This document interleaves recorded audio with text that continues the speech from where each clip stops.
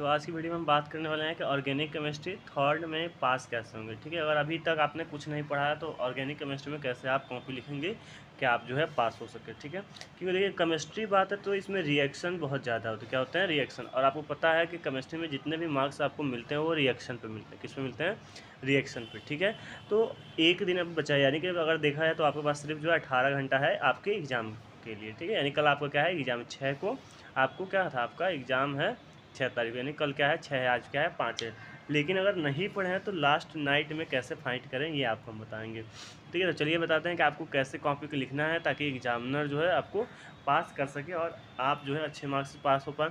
देखिए, अगर आपने पहले कुछ तो कुछ पढ़ा ही होगा, यानी कि ऑर्गेनिक केमिस्ट्री, तो आपको पता है कि ये क्या है, टफ होने वाला है। क्या है? टफ होने वाला है। ठीक है, लेकिन ये जो हम लोग के लिए जो हेल्पफुल होता है वो क्या होता है कि जो पेपर होते हैं, प्रीवियस ईयर पेपर होते हैं, उसी से क्वेश्चन जो है आपके ज़्यादातर पूछे जाते हैं और क्वेश्चन इसमें रिपीटेड होते हैं। क्या होता है? रिपीटेड।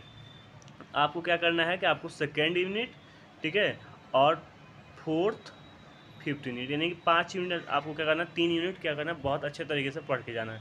पहला, अगर दूसरा नहीं भी होता तो इसको छोड़ देंगे, तो आपको क्या करना है कि आपको चौथा, पाँचवा और तीसरा, यानी कि आपको 3 यूनिट बहुत अच्छे तरीके से पढ़ के जाना है, तभी जाके आप क्या हो सकते हैं, अच्छे मार्क्स ला सकते हैं। अगर सिर्फ पास होना है तो आप सिर्फ पढ़ लीजिए चौथा और पाँचवा। ठीक है, लेकिन एक प्रॉब्लम और है कि बच्चे बोलते हैं कि हमको जो है सिंथेसिस समझ में नहीं आता है, रिएक्शन समझ में नहीं आता है। ठीक है, तो उसके लिए क्या करें, तो आपको कुछ नहीं करना है, आपको पढ़ना है पहला और दूसरा। ये क्या है, आपके थ्योरेटिकल है। क्या है आपके? पहला दूसरा जो है थ्योरेटिकल है, और तीसरा चौथा पांचवा जो है रिएक्शन से भरा पड़ा है। ठीक है, तो आपको सिंपली क्या करना है कि जितने भी आपके थ्योरेटिकल तो हमको पता लगता है कि सबको याद हो ही जाएगा एक दो दिन में। एक दिन पढ़ लेंगे तो अच्छे तरीके से याद हो जाएगा। ठीक है, तो आपको थ्योरेटिकल क्या करना है, पहला, दूसरा और थोड़ा बहुत क्या है तीसरा, और मतलब जो भी थ्योरेटिकल पोर्शन है आपको पढ़ लेना है, और वही पढ़ना है जो आपके प्रीवियस ईयर पेपर में पूछे गए हैं। ठीक है, कोई भी आपको एक्स्ट्रा नहीं पढ़ना है। अब देखिए, कई सारे बच्चे क्या होते हैं कि जो यूट्यूब पे जाएंगे तो उसमें क्या लिखा रहेगा कि आप जो है 2 घंटे में कैसे पढ़ के पास हों, 3 घंटे में कैसे पढ़ के पास हों। ठीक है, तो ये क्या करते हैं, आपको बेवकूफ़ बनाया जाता है। क्या कहना है? बेवकूफ़ बनाया जाता है, और टाइम क्या होता है, नुकसान। जो भी आपने नोट बनाया है, यानी कि जो भी आपने लिखा है, ठीक है, तो उससे क्या करना है, आपको पढ़ना है, नोट से पढ़ना है, ना कि आपको जाना है किसी यूट्यूब पे, किसी चैनल पे, या फिर किसी ने थंबनेल लगा लिया है कि आप जो है आज रात भर में पढ़ के पास हो जाएंगे। तो ये क्या होता है, आपको बेवकूफ़ बनाया जाता है, आपका टाइम क्या नुकसान हो रहा है, क्या हो रहा है, नुकसान हो रहा है। तो आपको सिंपली क्या करना है, आपको आपने जो नोट्स बनाया उससे पढ़ना है। क्या बनाना है? नोट्स जो आपने बनाया उससे पढ़ना है। अब एक बात सबसे प्रॉब्लम आती है कि बच्चे क्या करते हैं कि अपना खुद का नोट्स जो है उनको समझ में नहीं आता है, तो वो यूट्यूब पे जाते हैं, वहाँ पे जाके देखते हैं, उनको लगता है कि यहाँ से पढ़ने पे हमको जो है समझ में आ जाएगा। ठीक है, देखिए, अगर आपको समझ में आता है तो ठीक है, लेकिन आप ज़्यादा कोशिश करिए कि जो आपने नोट्स बनाया, जो आपके कॉलेज में नोट्स बनाए हैं, या फिर जो आपने यूट्यूब से बनाया है, फिर किसी चैनल से बनाया है, किसी एप्लीकेशन से बनाया है, तो आप जाके क्या कर सकते हैं, वहाँ से आप जो उस नोट्स को पढ़िए। लेकिन जो आपके कॉपी में लिखा है कोशिश कीजिए वहीं से पढ़ने के लिए। क्यों?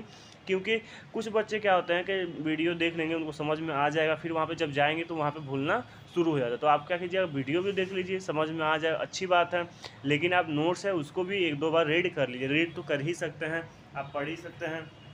ठीक है, तो या तो आप जो है ज़्यादा कोशिश कीजिए कि जो अगर आप नहीं याद हो रहा है तो थ्योरेटिकल जो भी पोर्शन है उसको आप याद करके जाएंगे। ठीक है, और वही टॉपिक पढ़ेंगे जो आपके एग्जाम में बार बार पूछा गया है, या फिर किसी भी ईयर में पूछा गया है, क्योंकि वही पेपर सेम टू सेम आने वाला है। ठीक है, आप जो है सिर्फ यहाँ पर देख लेंगे आपके 22 वाला पेपर और 23 वाला पेपर। ठीक है, जो 22 में और 23 में जो पेपर पूछे गए हैं उसको देख लेंगे, वहीं से सबसे ज़्यादा क्वेश्चन आने वाले हैं, ये लिख के आप रख लीजिए। ठीक है, तो आपको सिर्फ क्या करना है, 2 साल का पेपर ही देखना है, जो क्वेश्चन पूछा गया है उसी को सॉल्व करना है। ठीक है, और सबसे इंपॉर्टेंट क्या है, आपको 3 यूनिट पढ़ना है। अगर अच्छे मार्क्स चाहिए तब सिर्फ पास होना है तो आप 2 यूनिट पढ़ लीजिए थ्योरेटिकल, और जो भी इसमें तीसरे चौथे या पाँचवें में थ्योरेटिकल पोर्शन है उसको आप पढ़ लेंगे। ठीक है, इससे क्या होता है, इसे पढ़ने से आपको जो भी आपके मतलब वीक पॉइंट है वो सही हो जाएंगे। रिएक्शन भी कोशिश करेंगे कि रिएक्शन भी क्या करें, इस मतलब याद हो जाए। ठीक है, तो जैसे बताते हैं कि आपको कैसे पढ़ना है।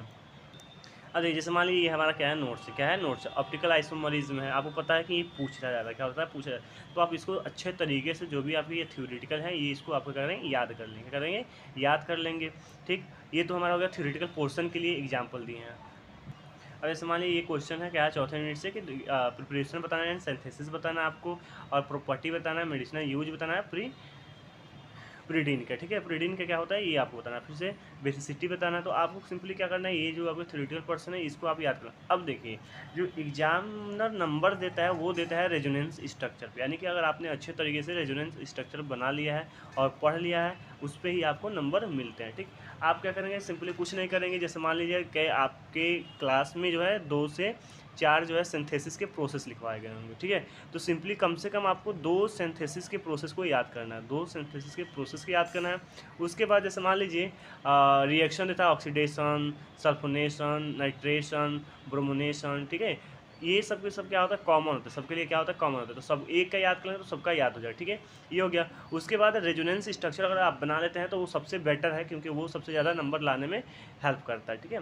फोर्थ काम आपको क्या करना है कि आप जो यूज है, मेडिसिनल यूज है, आपको क्या करना है, कम से कम 3 तो याद करना, 3 से 4 याद करना, ये कंपल्सरी है, 3 से 4 याद करें मेडिसिनल यूज। अब देखिए ऑर्गेनिक केमिस्ट्री में क्या है कि आपको ड्रग का यहाँ पे जो है कोई नाम दिया है, ड्रग का नाम, ठीक है। जैसे मान लीजिए यहाँ पे, जैसे मान लीजिए क्या है, ये यूज मेडिसिनल यूज लिखे हैं, तो ये क्या है, क्लोरोक्यून जो होता है एंटी मलेरियल ड्रग होता है। तो क्या करना है, आपके नाम लिखना है, फिर से आपको क्या करना है, यूज बताना है, ठीक है। तो इस तरीके से याद करना। लेकिन अगर आप तो सिंपली आपको क्या करना है, फिर भी आपको उसके मेडिसिनल यूज है, जैसे मान लीजिए लिख सकते हैं it is a malarial drug and it use in anti fungal infection, ठीक है। ऐसे आप लिख सकते हैं अगर आप नाम याद नहीं हो रहा। तो ये तरीका था, आप जो है एक रात में कैसे पास होंगे। अगर वीडियो अच्छी लगी तो कमेंट में बताइएगा, और आप ये ज़रूर बताइए कि आप किस कॉलेज में आपका जो सेंटर गया है।